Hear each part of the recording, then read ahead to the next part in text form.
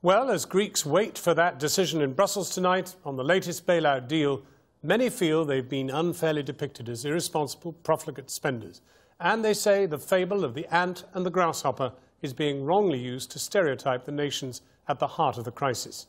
Well, Yanis Varoufakis is a former advisor to the Greek Prime Minister and one of Europe's most influential economists. In this special report for Channel 4 News, he puts forward a plan of his own.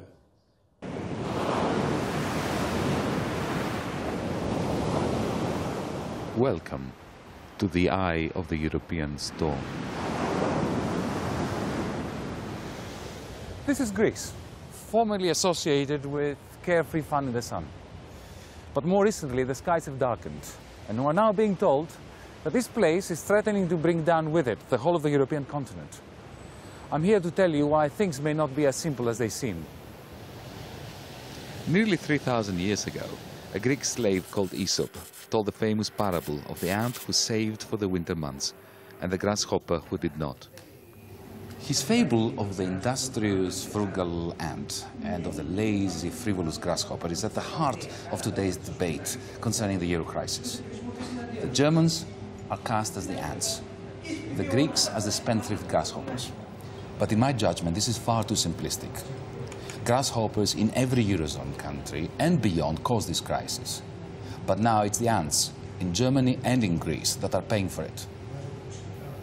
Unfortunately, their sacrifice is being wasted in unworkable bailout deals like the one agreed to in Brussels today. But if we get our fable right, I think the euro crisis can be solved easily.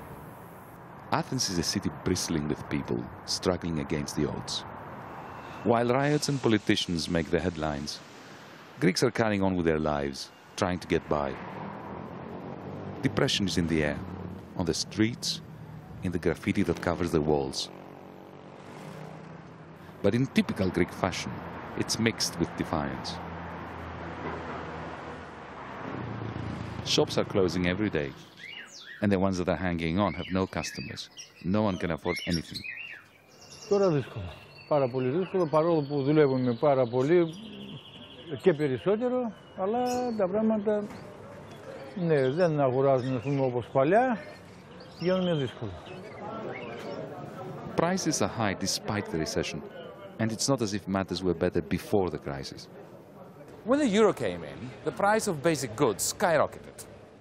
Meanwhile, there was a massive reduction in interest rates and a fall in the price of luxury goods.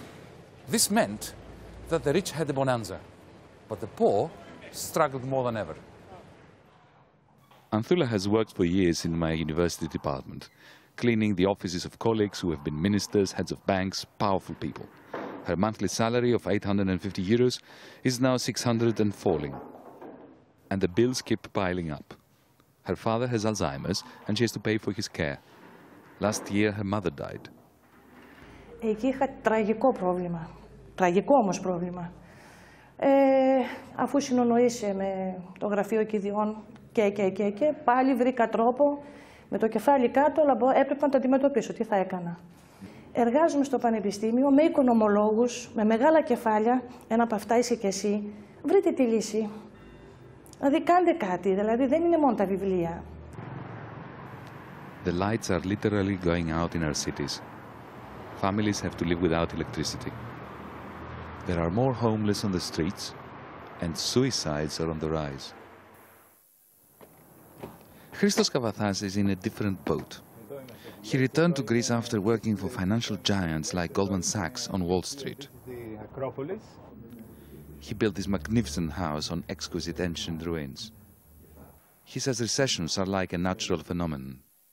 People here seem to be unwilling to accept, their fate. That this is part of life. Christos is a conundrum. He says he believes the rich must pay more tax and feels sorry for the overburdened poor. But he also thinks they have choices. The ones that choose to work for 300 euros a month for the rest of their lives, they'll probably be always poor. It's human nature.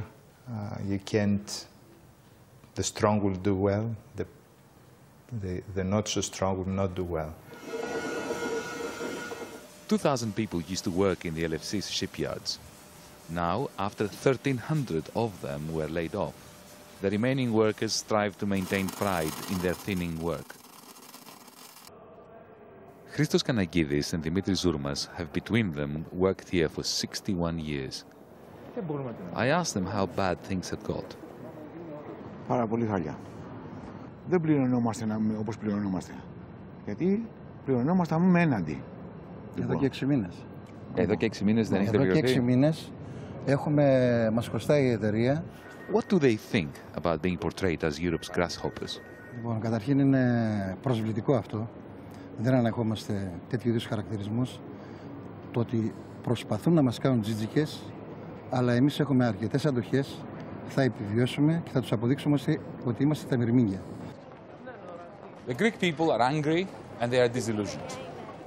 They don't trust the media, they don't trust economists, and they certainly don't trust politicians. But above all else, they are sick and tired of being portrayed as Europe's villains. I came to Frankfurt, the financial capital of Europe's paymaster, Germany, where the prevailing mood is that Greece is to blame. Before the euro arrived, German reunification was paid for by squeezing German wages savagely. As wages fell, profits built up in these banks. Meanwhile, on the other side of the Atlantic, Wall Street was pumping out rivers of private money. When these merged with German profits, they flooded countries like Ireland, Spain, and of course Greece, in search of even more money. Thus, great big bubbles were formed, netting Europe's grasshoppers fortunes. When these burst in 2008, the banks were in deep, deep trouble. Ever since, the ants of Europe have been paying through their nose to keep propping them up. Germans with bailout loans, Greeks with 1,000 cuts. German people are also disillusioned. I met Clemens, who works for a taxpayers association, and Jesse, an unemployed car mechanic. Warum hat das Land überhaupt die Schulden und bei wem hat es die Schulden überhaupt? Ja? Also, wen helfen wir? Helfen wir den Leuten, den Menschen da unten? Ja? Oder helfen wir den Banken? Ja? Was mich persönlich aufregt, ist, dass als Griechenland Mitglied wurde in diesem europäischen Währungseinheit. German banks are central to the euro crisis. So I spoke to one of their chief economists who wants Greece out. Yes, we have two countries in the Eurozone that are not able to keep members of the Eurozone. The Greeks and the Portuguese should go out of the Eurozone. What about countries like Spain, Italy, even France? If those countries are not able to fulfill and to deliver, it will be difficult to keep the Eurozone alive. It is clear, at least to me, that the catastrophic disintegration of the Eurozone is in progress. But is there an alternative? I think there is. We can end this crisis in 3 steps. First, we need to unify Europe's banking sector and recapitalize its banks forcefully. Secondly, centralize a large part of the Eurozone's public debt via the European Central Bank. And thirdly, use the European Investment Bank to shift idle savings into productive investments in the countries that need it the most. It is a simple idea, but to stand a chance, we must ditch caricatures and national stereotypes. We must abandon the idea of nations of lazy grasshoppers and nations of industrious ants. Perhaps the crucial moral to my story is that to understand the euro crisis, we must remember that there is no such thing as the Greeks or the Germans. Mine is only a story, but so is a dominant one, which foolishly misinterprets Aesop's famous fable, pitting one proud European nation against another.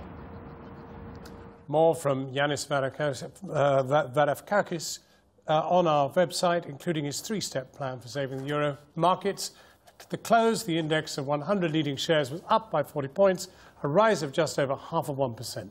Sarah.